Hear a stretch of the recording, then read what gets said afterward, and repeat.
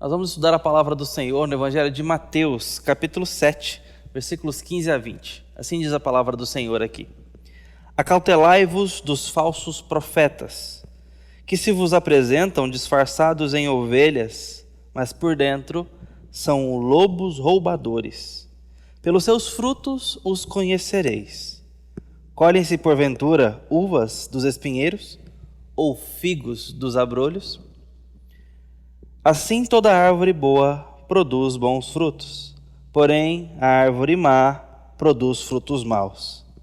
Não pode a árvore boa produzir frutos maus, nem a árvore má produzir frutos bons. Toda árvore que não produz bom fruto é cortada e lançada ao fogo. Assim, pois, pelos seus frutos os conhecereis. Essa é a palavra do Senhor para a nossa meditação nesse momento. E aqui nós temos uma palavra de Cristo Jesus logo em seguida do Sermão do Monte, quando ele estava falando sobre a porta estreita, sobre aquela porta que conduz à vida, mas que era estreita, difícil, era uma porta de peneira, mas era a porta que nos dava para a vida. Nesse contexto, Jesus estava falando sobre vários indícios de como é a vida daqueles que ouvem suas palavras e creem que Ele é o Cristo enviado por Deus, que Ele é o próprio Deus encarnado, a vida em si, o amor em si, a verdade encarnada e em pessoa. E agora Ele então, falando a esses que tomam a iniciativa e a decisão de segui-lo, aqueles que iriam por esse caminho estreito, contariam com adversidades múltiplas. E agora, nesses versos 15 a 20, Jesus fala que o seu rebanho contará com falsos profetas, com lobos em pele de ovelha, lobos em pele de cordeiro. Essa realidade ela é assustadora, porque ela é uma realidade de engano. Quando nós olhamos aqui para a palavra de Deus, você percebe que Jesus está mostrando que existe esta realidade para lidarmos. Uma realidade de furto, de assalto, de roubo, através do assunto da verdade. Existem pessoas capazes de roubar a verdade ao pregar outra verdade.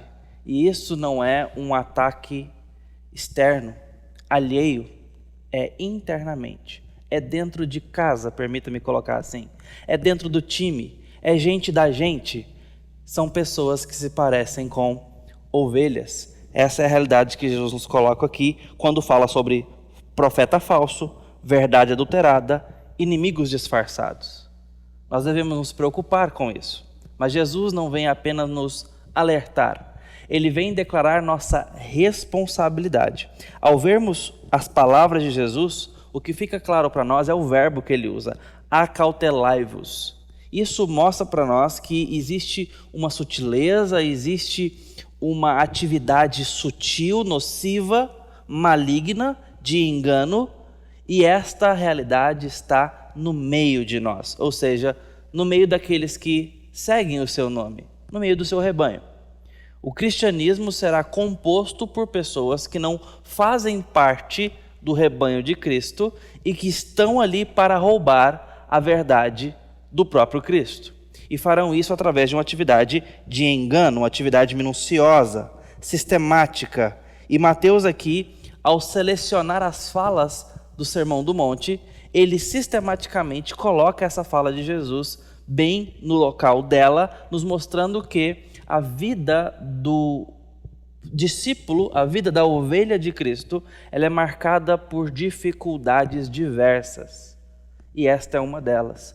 E para esta, nós devemos nos acautelar. Envolve aqui uma advertência. E esta advertência especificamente, mostrando que existe uma realidade de falsos profetas ou falsas profecias vindas de falsos profetas, revelam para nós três coisas. Revela para nós que existem profetas que de fato não são genuínos. Jesus está nos mostrando que essa realidade existe.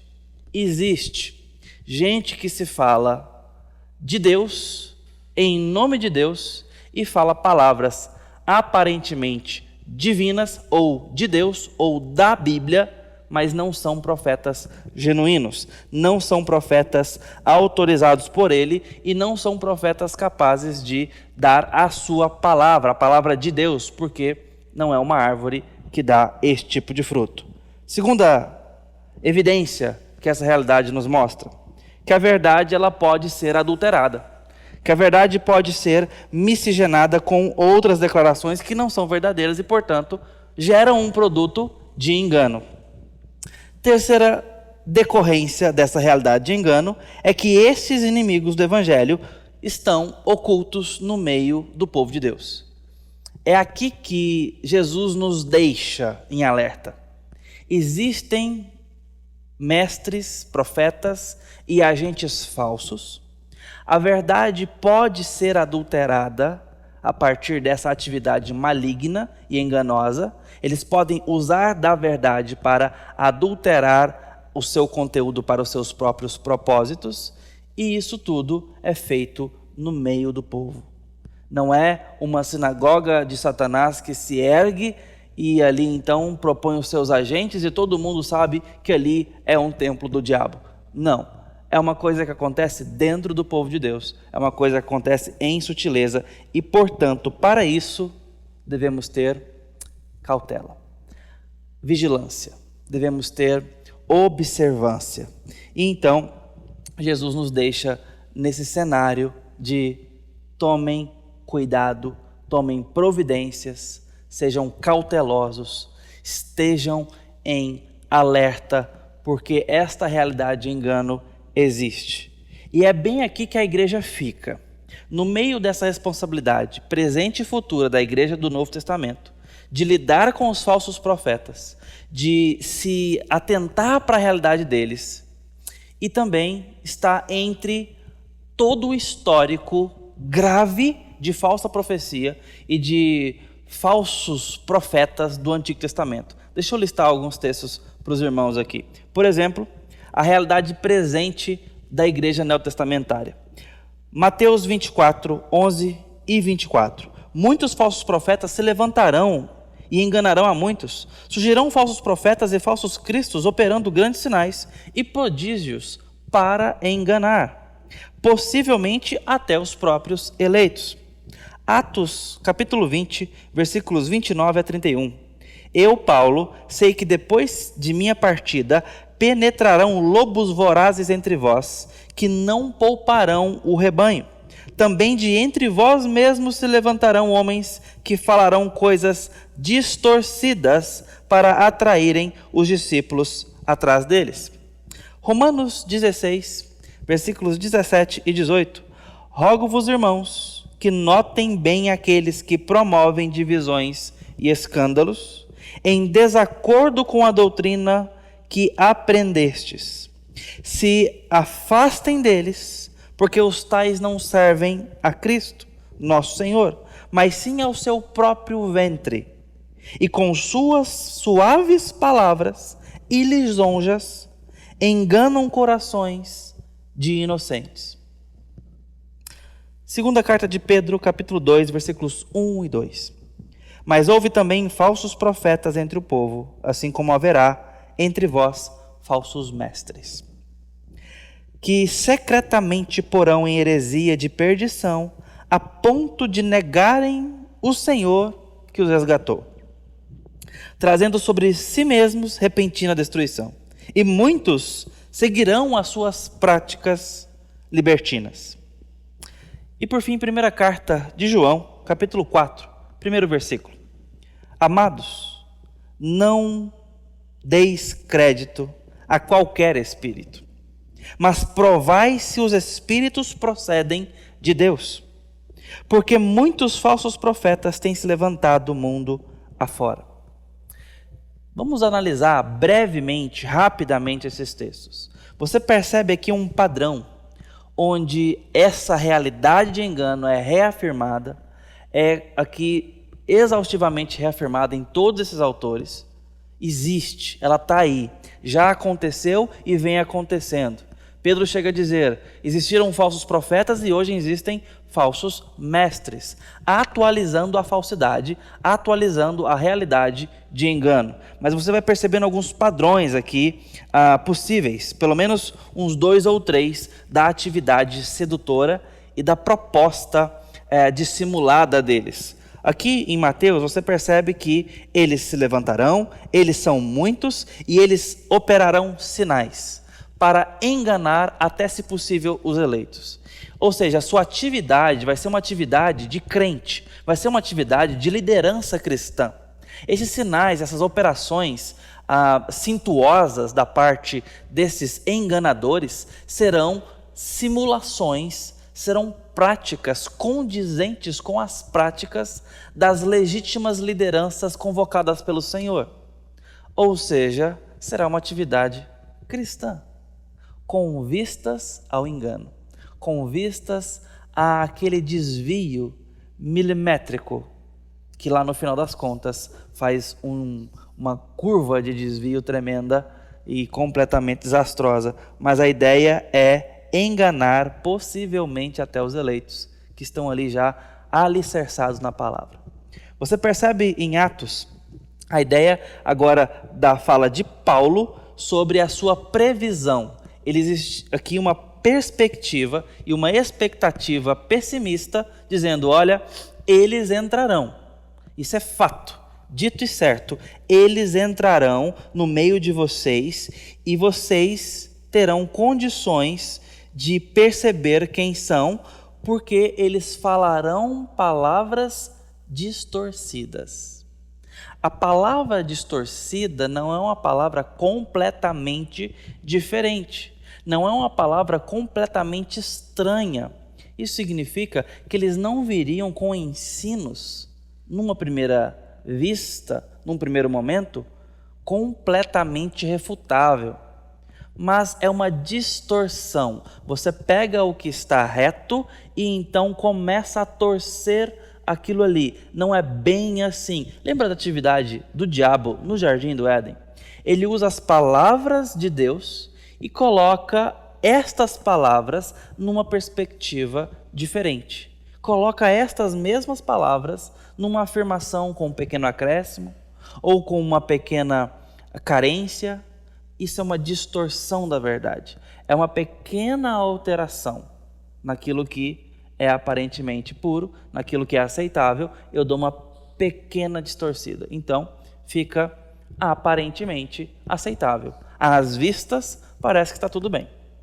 Nós então caminhamos aqui para mais um texto que é Paulo falando aos Romanos, dizendo agora, Paulo, apelando a eles, que notem bem, prestem bastante atenção àqueles que promovem divisões e escândalos. Preste bastante atenção agora nesses casos mais escandalosos, de maior vexame, de maior aclamação pública. Estes casos são casos que vocês precisam notar bem, porque no meio deles estarão os falsos mestres. E como é que Paulo avalia isso? Eles estarão em desacordo com a doutrina que vocês aprenderam. É esta falta de alinhamento com o padrão bíblico. Paulo, Mateus, Jesus, esses homens estão dando aqui para nós as pistas de como lidar com o falso mestre e com a falsa profecia. Nós temos que ter parâmetros para comparar o que é reto com o que está desalinhado, com a linha central da palavra de Deus com aquilo que está, mesmo que sutilmente, desalinhado. Em outras palavras, sem conhecer o evangelho bem, como é que nós vamos saber que o que está sendo pregado para nós é um evangelho mais ou menos? É um evangelho poluído, corrompido. Nós temos essa responsabilidade e isso aqui está ficando cada vez mais claro para nós. E ainda Paulo, falando aos Romanos, diz como é que é o teor da profecia dos falsos. Eles não falam segundo o Senhor ou como quem serve ao Senhor. No final das contas, sua profecia, sua empreitada ministerial é uma empreitada vaidosa, porque diz o texto, eles servem ao próprio ventre e com suaves palavras e lisonjas enganam corações dos inocentes. Esse texto é assustador, queridos irmãos. Eles falam suaves palavras, com lisonjas e palavras que enganam coração. Isso aqui é jogar para a torcida, é falar o que o povo quer ouvir, é falar aquilo que o politicamente correto demanda, é pagar um pedágio cultural para todos. E nisso, com lisonjas, com agradabilidade pública, com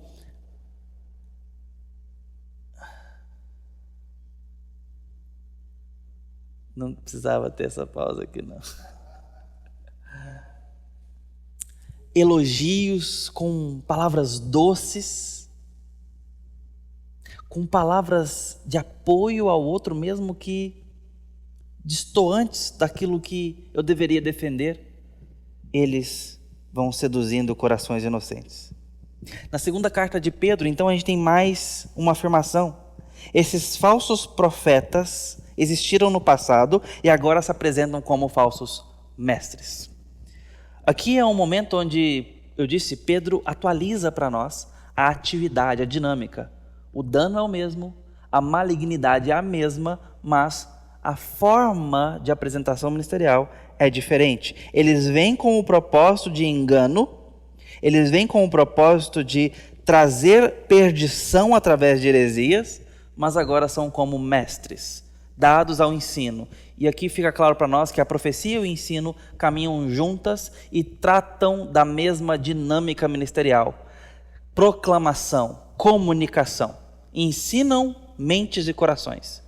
E entre tanto o povo de Deus no Antigo Testamento como no Novo Testamento, nós estamos ligando com essa realidade de falsidade da verdade, de falsidade da profecia.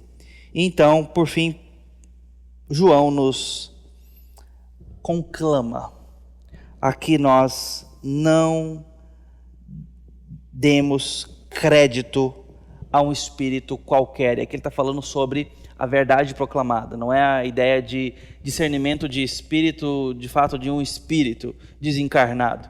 É sobre aquele que vem falar, aquele agente que vem falar. Eu preciso provar, eu preciso saber se está de acordo com Deus. E ele dá essa responsabilidade para a igreja, porque muitos profetas têm se levantado mundo afora. E é interessante que a dinâmica de todos eles aqui, exceto João, que dá essa ideia de provar, mas ainda está com essa insinuação de a gente ter cautela, ficar alerta, ter uma noção de discernimento do que estamos ouvindo. Mas, no geral, o que está sendo dito aqui é: se afastem, saiam do caminho, saiam debaixo dessa chuva de falsidade. A ideia toda aqui, até do acautelai-vos, é se protejam literalmente, se cubram.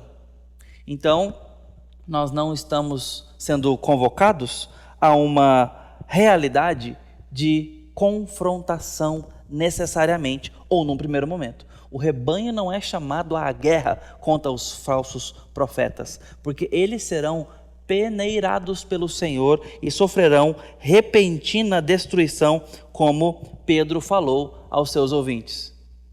Cabe a nós cuidar dos ouvidos. Cabe a nós saber em que pasto estamos pastando, saber em que mesa estamos assentando, saber em que prato estamos comendo e o que estamos comendo. Fica evidente para nós que nós temos uma grande responsabilidade diante dessa realidade de engano existente. Ela está aí, sempre teve.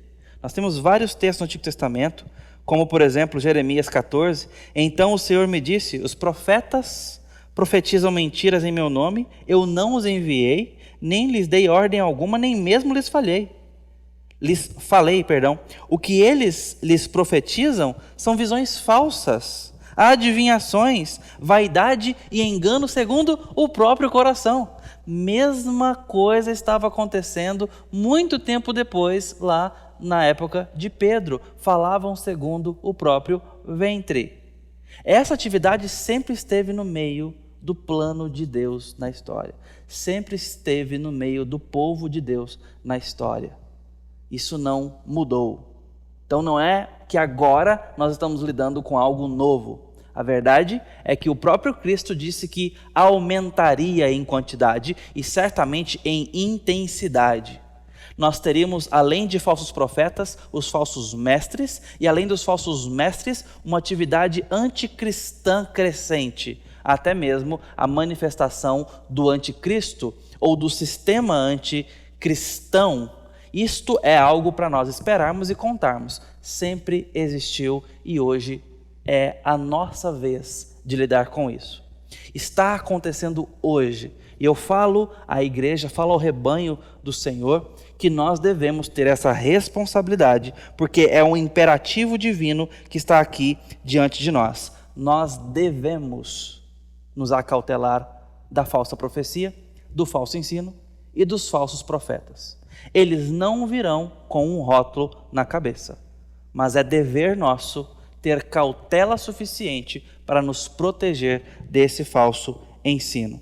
Essa exclamação aqui de Jesus chama atenção para que essa realidade de ilusão, proveniente tanto da existência dos falsos profetas, quanto da atividade hostil, melindrosa, sutil deles, desses autoproclamados, mostra para a gente que nós precisamos nos preocupar com isso. Não dá para ligar o automático no nosso discipulado achando que o acaso vai nos proteger.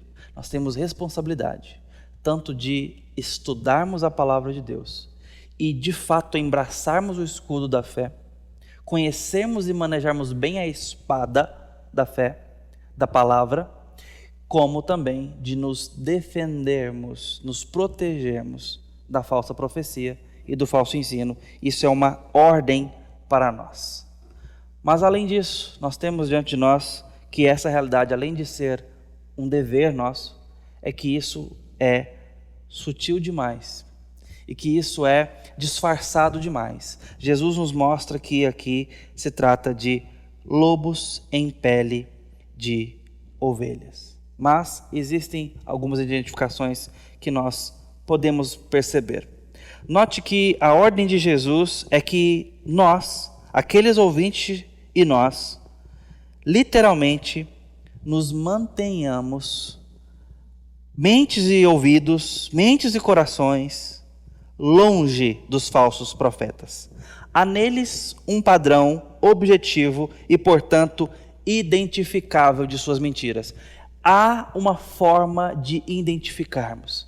É sutil, é disfarçado, quer nos enganar, vai usar muita coisa que nós aprovamos, mas no final das contas não será a palavra de Deus. A palavra de Deus, no final das contas, será questionada, será desvirtuada e, finalmente, já não estará aquela ovelha pastando no pasto do Senhor.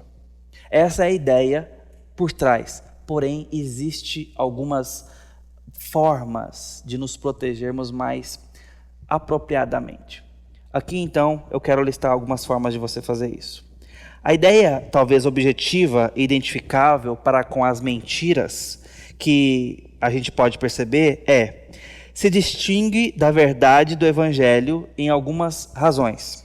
Enquanto verdadeiros profetas ensinam a verdade por inspiração divina, o falso profeta reivindica para si a autoridade da palavra, da sua auto-inspiração, pregando então sobre uma base de falsa autoridade, conteúdo e designação. Você vai perceber não necessariamente uma autoproclamação dizendo eu é que tenho a verdade e a Bíblia está errada. Talvez não seja tão grosseiro assim, se for muito mais fácil para nós.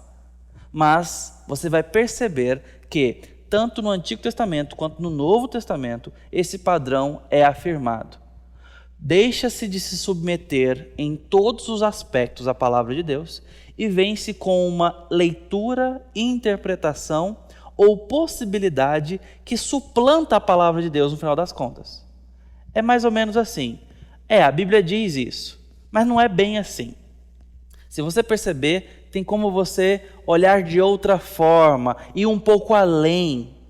É a insuficiência da Escritura sendo articulada de diversas formas e para diversos contextos. Isso aconteceu durante todo o período bíblico e continua acontecendo até hoje. E isso é um padrão identificável que a gente pode usar.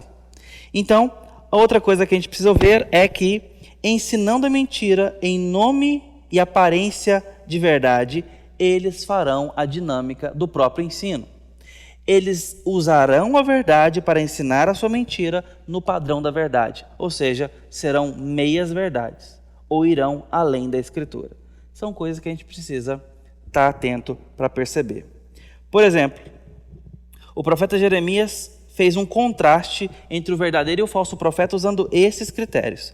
Quando ele disse que, diferentemente dos profetas de Deus, que permanecem no conselho divino, aqueles profetas falsos, abre aspas, falam visões do seu coração, não o que vem da boca do Senhor. Jeremias 23, 16. Fecha aspas. A ideia aqui é que Jeremias usou esse padrão de ver aquilo que vem do próprio coração do profeta e aquilo que ele estava submetido ao que Deus deu. Como é que eu vou fazer isso hoje? Eu preciso ver se o que está sendo pregado a mim está de acordo com a palavra. Nisso eu preciso ter bons ouvidos para ouvir pregação, ouvidos críticos, dispostos a aprender, a crescer, mas também eu preciso ter profundidade na palavra. Quando Jesus dá essa ordem, ele está nos falando que é possível identificar a simplicidade e a objetividade do seu ensino na palavra. Está ali. Nós temos que estudá-la, temos que interpretá-la, temos que nos aprofundar, mas está ali, acessível e inteligível. E é com base nisso que nós vamos confrontar os falsos ensinadores e os legítimos ensinadores da palavra de Deus, aqueles de fato vocacionados e responsáveis com o ensino bíblico de expor as Escrituras. E assim se destacarão os enganadores, que estão pregando, no final das contas, suas próprias filosofias, seu próprio ensinamento. Logo, não estão trabalhando a serviço do Senhor, estão trabalhando no próprio ministério, sob a autoridade do próprio nome. Nós precisamos confrontar um alinhamento da palavra, a sujeição à palavra com a liberdade que aquele pregador tem em relação ao texto. Se o texto não lhe faz cativo da sua mensagem, isso é um grande indício que dessa árvore aí não sai fruto bom. Essa realidade de engano, os pseudo-mestres, dá para nós o alerta quanto a como isso não será tão identificável numa primeira vista, a sutileza de toda a dinâmica.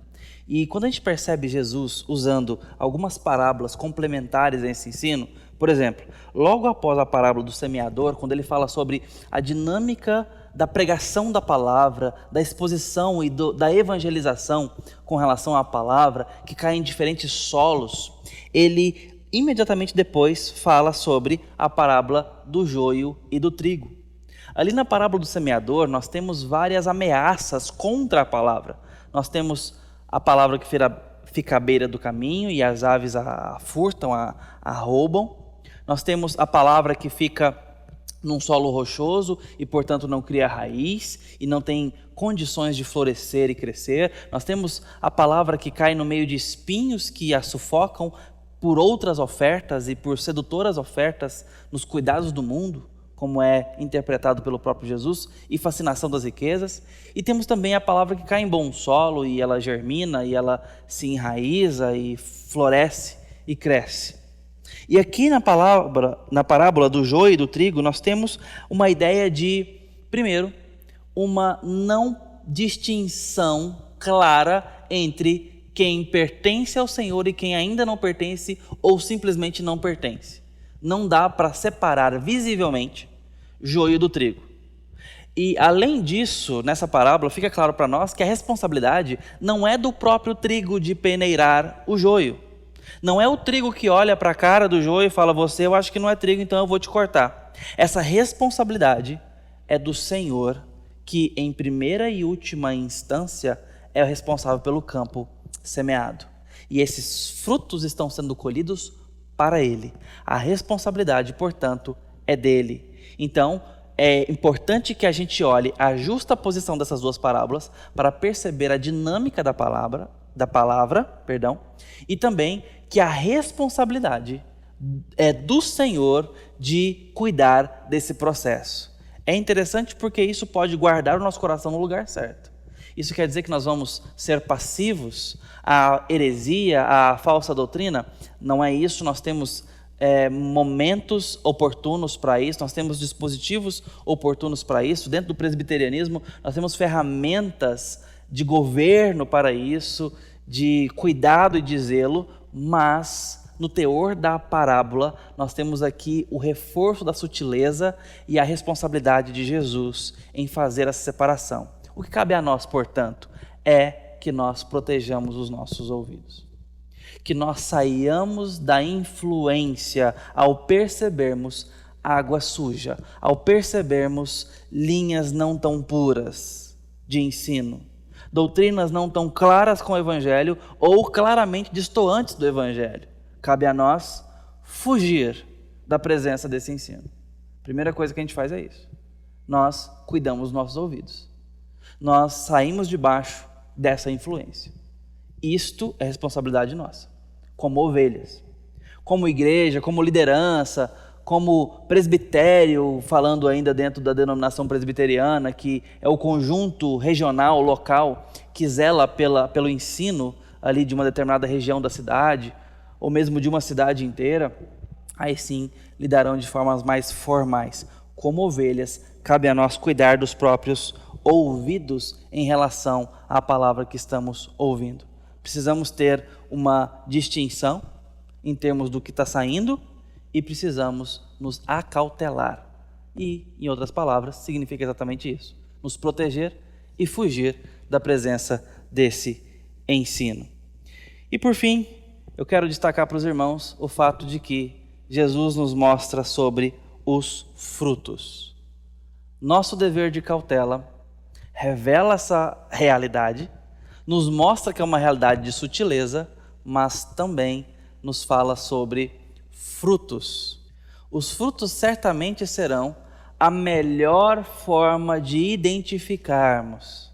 Essa vai ser a forma mais visível para a gente poder confrontar as realidades. No caso do joio e do trigo, inclusive, é exatamente assim. O joio não chega a frutificar e a sua forma aparente é completamente distinta do trigo no final das contas. E aqui então, Jesus nos coloca no final dessa porção da Escritura sobre a frutificação distinta que vem daqueles que não são dele e que não são enviados por ele e que não pregam a partir de sua palavra. O que sai não é bom, porque de onde está saindo não é autorizado por ele, não tem a qualidade daquilo que ele dá.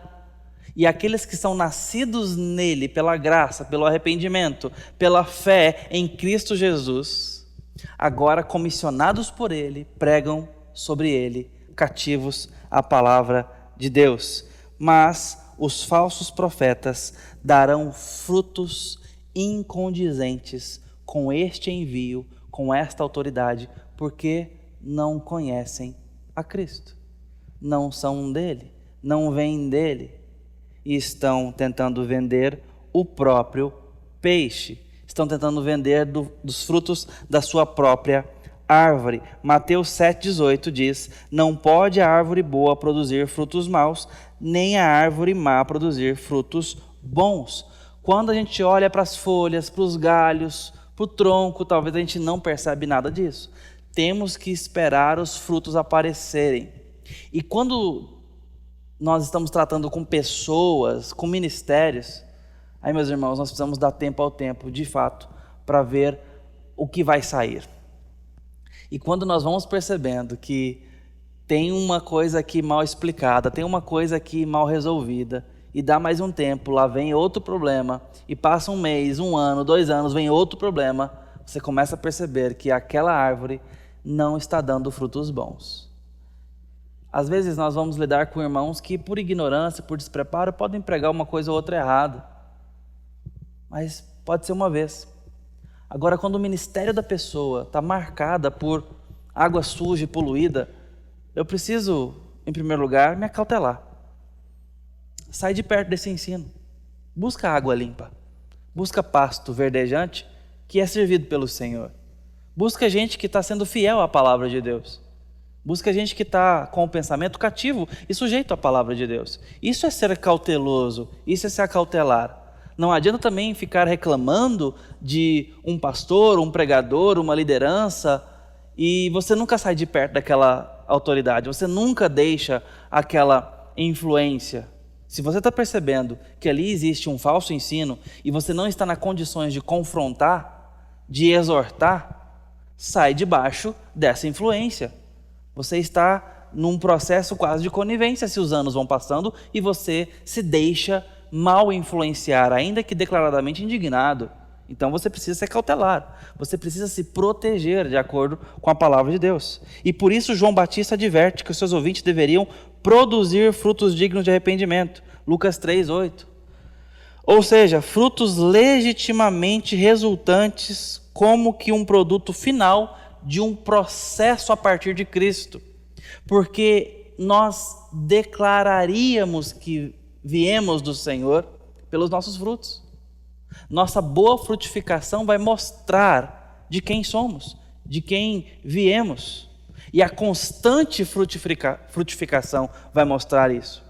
Portanto, se há uma constante má frutificação, erga o alerta vermelho. Nós podemos estar lidando com falsa profecia. Nós podemos estar lidando com alguém que não fala de acordo com Deus. Aqueles contra os quais estamos advertidos são homens e mulheres que, estando debaixo de uma falsa comissão, pregam o erro de modo subversivo, como, abre aspas, doutrina que é segundo a piedade, fecha aspas, como Paulo falou a Timóteo, capítulo 6. Doutrina que parece ser de acordo com a piedade, mas estão tentando seduzir pessoas e enganar pessoas. Eu gostaria de encerrar com a fala de Arthur W. Pink, um grande expoente reformado de algum tempo atrás. Ele diz o seguinte: a marca distintiva dos falsos profetas sempre foi sua declaração vazia por paz, quando não há. Cito Jeremias 23:17, Malaquias 3:5, 1 Tessalonicenses 5:3. Eles curam superficialmente as feridas dos pecadores, de acordo com Jeremias 8:11, e tingem com fino cal, de acordo com Ezequiel 8:14, capítulo 22, verso 28. Eles profetizam: as coisas irão ficar boas. Tudo vai ficar bem. Mesma coisa aconteceu em Isaías 30:10. E aqui eu abro um parênteses para mencionar ainda Jeremias 29, que acontece a mesma coisa. Fecho o meu próprio parênteses. Inventando maneiras fáceis para o céu e favorecerem a natureza corrupta. Não há nada em sua pregação que busque a consciência, nada que leve seus ouvintes a se humilharem e chorarem diante de Deus, mas sim que os exalta, os satisfazem e que os deixam descansados em uma falsa segurança. Fecho aqui a fala do Pink. A falsa profecia distorcerá a verdade a fim de nos deixar confortáveis onde estamos. Aliviará o peso do pecado, satisfará a nossa própria consciência e não nos fará nos quebrantarmos diante de um Deus santo, ainda que amoroso, perdoador e redentor, mas que santo e que exige um processo de arrependimento, de quebrantamento, de choro, que Ele mesmo providencia gratuitamente em Cristo Jesus. A falsa profecia aliviará a temperatura do inferno, senão vai negá-lo, inclusive chegar a ponto de negá-lo, porque a falsa profecia, no final das contas, negará o próprio Cristo. Até lá, o diluirá com água, o diluirá com qualquer coisa atenuadora, qualquer filosofia inebriante, anestesiante da nossa própria consciência, da nossa própria culpa. Falará para as minorias, falará para a torcida, pagará pedágio para a consciência coletiva, aparentemente para o bem comum. Esta é a forma de nós observarmos hoje e compararmos hoje a boa profecia da má profecia. Se está de acordo com a palavra de Deus. Se a voz, o testemunho, o currículo está alinhado, cativo à palavra de Deus.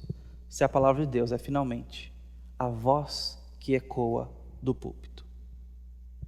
Que Deus nos abençoe, nos dando essa tremenda responsabilidade, mas que assumimos dependendo do próprio Espírito do Senhor, que nos ilumina na palavra. Que o Senhor capacite a mim e a você a olharmos para as Escrituras com apego, com profundidade, com desejo de conhecer mais, para que nós estejamos bem equipados, bem preparados para dar razão da nossa fé, mas também para filtrarmos os ensinamentos cristãos que chegam até nós, para conseguirmos mensurar a força do vento da doutrina que bate à porta, que sussurra nos nossos ouvidos. É só com a palavra e com um bom discipulado bíblico que nós vamos conseguir proteger a nós, a nossa casa, a nossa geração, passar a nossa fé aos nossos filhos, porque nós estamos conhecendo da palavra e da voz do nosso Senhor.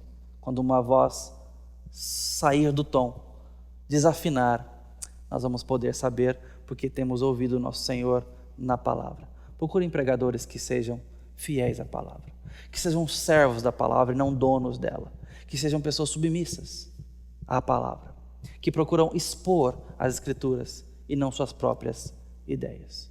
Que Deus proteja a nossa igreja e nos fortaleça para caminharmos com fé, crendo e expondo o santo evangelho do Senhor.